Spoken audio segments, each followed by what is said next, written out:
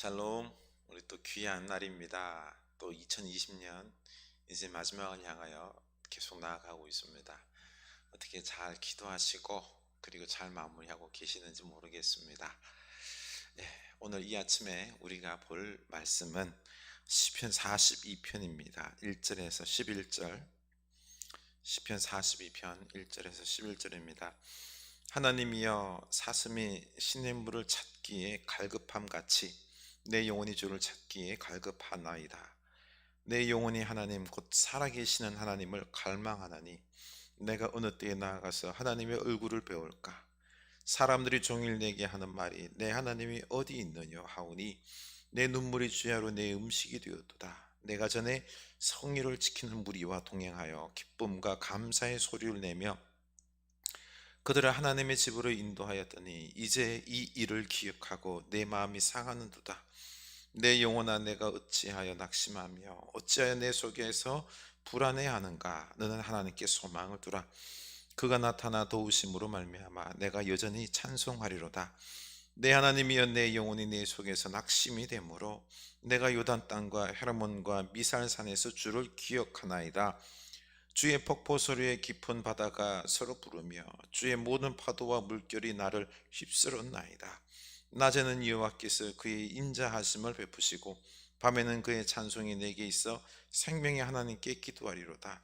내 반석이신 하나님께 말하기를 어찌하여 나를 잊으셨나이까? 내가 어찌하여 원수의 압제로 말미암아 슬프게 다니나이까 하리로다. 내 뼈를 찌르는 칼같이 내 대적이 나를 비방하여 늘 내게 말하기를 내 하나님이 어디 있느냐 하도다. 내 영혼아, 내가 어찌하여 낙심하며 어찌하여 내 속에서 불안해하는가? 너는 하나님께 소망을 두라. 나는 그가 나타나 도우심으로 말미암아 내 하나님을 여전히 찬송하리로다. 아멘. 사슴이 갈급하여 물을 찾듯이 우리도 하나님을 갈급하게 애절하게 찾을 수 있기를 원합니다. 우리가 낙심하며 불안해하는 우리 현실 아닙니까? 우리 하나님으로 인하여 마음의 평강이 있고 하나님을 기다리고 찾을 수 있기를 원합니다. 참, 우리는 이 지금 위기의 상황에 직면해 있습니다. 나라는 이 코로나라는 위기 가운데 두려움과 혼란, 불안 가운데 지금 온 나라가 휩싸여 있습니다. 그런데 제일 문제가 지도자들과 정치인들입니다. 국민들은 안중에도 없이 오직 자기들의 권력에만 집착해서 연일 싸움박질만 하지요. 그리고 또한 언론들 더 나쁩니다. 이 언론들은 나라를 두 쪽으로 만들어서 자기들이 유리한 쪽의 어떤 정보를 가공해서 거짓말을 밥 먹듯이 합니다. 백성들은 지금 불안에 빠져서 살기 위해서 발버둥을 칩니다.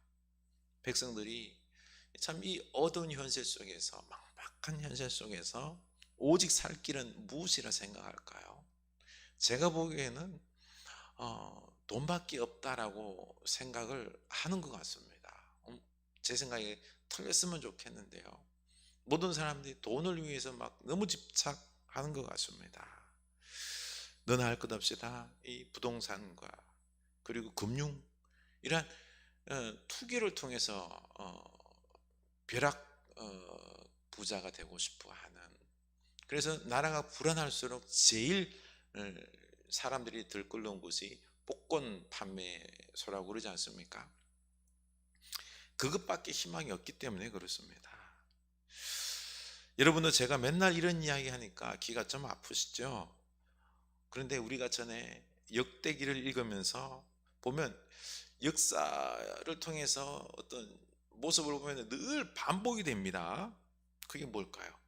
왕이 백성이 우상 숭배를 주도하면서 그러면서 이제 하나님을 떠나 이 불안한 마음을 채우기 위해서 뭔가를 붙잡아야 되거든요. 힘 있는 나라를 붙잡고 의지하지요. 그래서 우상을 숭배함으로 그 삶이 부패해집니다. 정의와 사랑이 사라지고요. 그리고 또한 그 속에서 그 힘 있는 나라를 의지했지만 그 나라가 도움 주기보다는 아수르와 바벨론에 멸망당하고 결국 포로로 끌려가지 않습니까? 이게 늘 반복되는 역사였습니다. 이렇게 역사가 돌아가는 과정을 보면 우리도 지금 그 역사를 늘 반복하고 있는 것입니다. 이제 남은 것은 망하는 것밖에 없습니다. 망해야 우상을 내려놓고 정신을 차립니다. 그 전에는 교만하고 자기 생각에 빠져서 하나님께 돌아오지 않고 진리의 말씀을 듣지 않습니다. 망하고 깨져야 겸손해지고 하나님을 찾고 그리고 그 진리의 말씀이 귀에 들어오는 것입니다. 이게 역사의 한 패턴인데요. 그래서 마음이 너무 아픕니다. 이렇게 망해야지 겸손해지고 깨닫는단 말인가? 저는 아니길 원합니다. 우리가 지금 빨리 회개해서 그 지경까지 안 가기를 원합니다. 우리가 그래서 믿는 사람이 깨어나야 합니다. 깨어나야 합니다. 그런데 사회가 이렇게 악하고 부조리하다 보니 제일 피해를 입는 사람은 약한 자들과 의인들이죠. 의인들이 바른 소리를 해대다 보니 악인들의 집중 공격을 받습니다. 그렇습니다. 여기서 멸망의 길에 브레이크를 걸 수 있는 사람들은 깨어있는 의인들입니다. 깨어나서 하나님 말씀을 선포하고 바른 길을 보이고 인도해야 합니다. 여기에 우리나라의 소망이 있는 것입니다. 1절 봅시다. 하나님이여 사슴이 신의 물을 찾기에 갈급한 같이 내 영혼이 주를 찾기에 갈급하나이다. 이스라엘은 물이 아주 적습니다. 그래서 목마른 사슴이 신의 물을 막 찾아다녀야 합니다. 이 먹을 물 찾는 게 아주 중요한 문제였죠. 이렇게 사슴이 목이 말라 갈급해하며 신의 물을 찾듯이 시인도 갈급한 사슴처럼 하나님을 찾고 갈급해하고 있습니다. 내 인생에 하나님이 없으면 안 되기 때문입니다. 2절 내 영혼이 하나님 곧 살아계시는 하나님을 갈망하나니 시인은 하나님을 살아계시는 하나님으로 고백을 하고 있습니다. 우리가 살아계신 하나님을 고백할 때에 흔들리지 않습니다. 넉넉히 이깁니다. 왜요? 우리 살아계신 하나님께서 나를 돌보시기 때문에, 나를 도우시기 때문에, 나를 이끄시기 때문에 흔들리지 않습니다. 어려운 가운데 속에서도 곧 하나님이 도우실 거야 라고 하며 평강한 가운데에 우리가 불안해하지 않고 살 수 있습니다. 그런데 이 살아계신 하나님의 고백이 우리 가운데 흔들릴 때 우리 마음이 평안이 사라지고 불안해하는 거죠. 5절 보십시오. 내 영혼아 내가 어찌하여 낙심하며 어찌하여 내 속에서 불안해하는가. 시인은 지금 고난의 세월을 보내고 있습니다. 일이 제대로 안 풀립니다. 실패하고 가난하고 고통 가운데 있습니다. 그러자 사람들이 종일 조롱하기를 내 하나님이 어디 있느냐, 내가 믿는 하나님이 살아계시다 그러면 너를 구원하고 복줘야 되지 않느냐. 이 시인의 어떤 삶의 중심 기둥인 하나님을 들먹이며 무시합니다. 그러자 눈물을 얼마나 흘렸는지 주야로 눈물이 음식이 되었다라고 말을 하고 있습니다. 그런데 중요한 것은 이 시인은 하나님을 신뢰합니다. 그래서 과거의 기억을 떠올립니다. 4절 보면 내가 전에 성의를 지키는 무리와 동행하여 기쁨과 감사의 소리를 내며 그들을 하나님의 집으로 인도하였더니, 이렇게 하나님의 은혜로 축복을 받고 성전에서 성도들과 함께 기쁨과 감사의 제사를 드린 것을 기억하며 우리 하나님께서 나를 옛날에 돌보셨지 하며 버팁니다. 이겨나가는 거죠. 그런데 이 과거의 경험을 기억하며 의지해서 버텼지만 시간이 흘러감에 따라 변화가 일어나지 않습니다. 우리가 승리해야 되는데, 의인이 승리해야 되는데 그럴 기미가 안 보입니다. 그러자 또 마음이 불안해지는 거죠. 그럼에도 다시 하나님께 소망을 두며 기도하자 하나님의 도우심이 반드시 있을 줄 믿고 소망을 가지고 여전히 찬양을 합니다. 이렇게 우리도 어려울 때 우리가 기억해야 됩니다. 과거 나와 함께 하시며 나를 도우신 그 하나님을 기억하며 고백하며 다시 믿음으로 일어서야 된다는 거죠. 기도하며 찬양하며 이 일을, 어려움을 고난을 견뎌나가야 하는 것입니다. 그런데 이 고난의 시간이 오래 가자, 이제 이 정도 되면 이제 끝나야 되는데 더 오래 갑니다. 더 이상 버틸 힘이 없습니다. 9절, 내 반석이신 하나님께 말하기를 어찌하여 나를 잊으셨나이까. 내가 어찌하여 원수의 압제로 말미암아 슬프게 다니나이까 하리로다. 너무 길어지자 하나님께서 나를 잊어버리시고 버리신 것처럼 느껴졌습니다. 원수의 압제는 더 심해졌습니다. 그래서 원수의 말과 악행이 10절, 내 뼈를 찌르는 칼같이 내 대적이 나를 비방하여 늘 내게 말하기를 내 하나님이 어디 있느냐 하도다. 이 죽을 것만 같은 아픔과 이 대적이, 이 비방, 그 대적이 하는 비방이 내 뼈를 찌르는 칼같이 심하게 이 시인을 아프게 했습니다.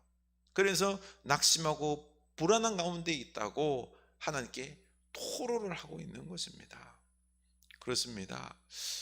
이렇게 고통이, 고난이 길어질 때 하나님께서 나를 버린 것 같은 그런 기분이 들 때가 있습니다. 하나님 나를 버리셨구나. 그리고 원수의 비방이 내 뼈를 찌르는 것처럼 고통으로 다가올 때 있습니다. 심히 불안합니다. 이럴 때 우리는 하나님께 토로해야 됩니다. 하나님 앞에 그냥 내 안에 있는 것들을 다, 하나님 왜 이러십니까? 너무 힘듭니다. 어렵습니다. 하나님 어디 계십니까? 나를 왜 가만두십니까? 이렇게 너무 아파 죽겠습니다. 내 속에 있는 불안과 아픔과 고통, 이 모든 것들을 토로하며 기도해야 합니다. 여러분, 우리 하나님 앞에서 원망하고 막 하는 거는 괜찮아요. 하나님 앞에서 우리가 토로할 수 있길 원합니다. 대신에 하나님 떠나서, 그렇죠? 기도 중이 아니라 하나님 떠나서 하는 그런 것들은 하나님 마음을 아프게 하는 거죠. 그리고 이제 시인은 북쪽의 헐몬산과 미사산에서 주를 기억하고 그 폭포 소리를 들으며 창조주의 위대하심과 그 엄청난 바다를 다스리시는 하나님을 기억하며 그 하나님을 노래합니다. 그리고 다시 힘을 얻습니다. 8절, 낮에는 여호와께서 그의 인자하심을 베푸시고 밤에는 그의 찬송이 내게 있어 생명의 하나님께 기도하리로다. 중요한 게 장소를 바꾸어서 새로운 환경 속에 거하면서 전에 우울하고 불안하던 감정에서 헤어나옵니다. 그리고 헐모산과 바다의 창조주요 다스리신 하나님을 기억하고 고백하며 찬양할 때 다시 힘이 생기는 것입니다. 그래서 기도하며 찬양하며 이 고난을 이겨나가는 것입니다. 맞습니다. 우리가 지금 삶의 어려움 지경이 있습니까? 때로는 우리가 좀 환경을 바꿀 필요가 있습니다. 맨날 집에만 있기보다는요, 새로운 자연 환경 바라보면서 그곳 속에서 이 자연을 바라보면 하나님의 위대하심을 바라보는 것 중요한 것입니다. 마음을 새롭게 환기시켜서 다시 하나님 말씀, 특별히 이 하나님 말씀을 읽고 묵상하면서 세상을 창조하시고 성경에 나오는 대적을 물리치시고 기적을 베푸신 이 하나님을 새로운 환경 속에서, 말씀 속에서 만나서 찬양하며 기도할 때 다시 힘을 얻게 되는 것입니다. 우리가 능히 견뎌나갈 수 있는 것입니다. 이렇게 우리가 살아계신 하나님을 기도 중에 만날 때, 찬양할 때 우리는 낭만과 불안과 고통의 시간들을 견뎌내고 반드시 승리할 것입니다. 우리 중요한 건 이 고난의 이 시간이 짧지가 않습니다. 길 것입니다. 우리를 힘들게 할 것입니다. 그렇기 때문에 11절 중반절처럼 너는 하나님께 소망을 두라. 그가 나타나 도우심으로 말미암아 내가 여전히 찬송하리로다. 아멘.